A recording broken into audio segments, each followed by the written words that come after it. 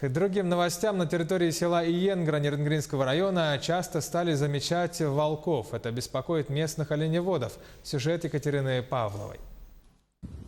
Санитары леса сегодня, в период своего гона, наиболее активны. Приближаются в населенные пункты, представляя опасность для сельского хозяйства и человека. Свидетели, видевшие волка на территории села Иенгра Нерюнгринского района, рассказали, как вел себя хищник. Он не боялся людей, его не пугали звуки автомобиля. Местные охотники проследили за волком и, опасаясь угрозы жизни, уничтожили его. Наши оленеводческие бригады, по крайней мере МУП «Золотинка», на данный момент из-за ситуации с волками вынуждены все ближе и ближе перекочевывать непосредственно к селу.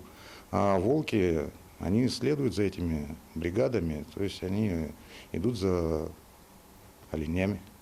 Ущерб от визитов волков значительный. За прошлый год в районе было затравлено 440 голов оленей. В рамках борьбы с хищником организованы денежные выплаты. За шкуру убитого волка полагается по 20 тысяч из республиканского и местного бюджетов. Капканами, петлями можно также применять еще препарат ремифон.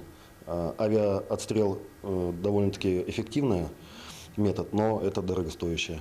За 2019 год добыто у нас 27 особей волков, на сегодняшний день 1 особь. Общая численность по методу ЗМУ и анкетного опроса в прошлом году оценивалась в 150 особей. А в настоящее время мы не можем пока сказать, потому что зимний маршрутный учет как раз проводится вот в это время. Учитывая огромный вред, который волки наносят животному миру, регулирование их численности проводится круглый год. Екатерина Павлова, Вадим Барашков, Нерюнгри.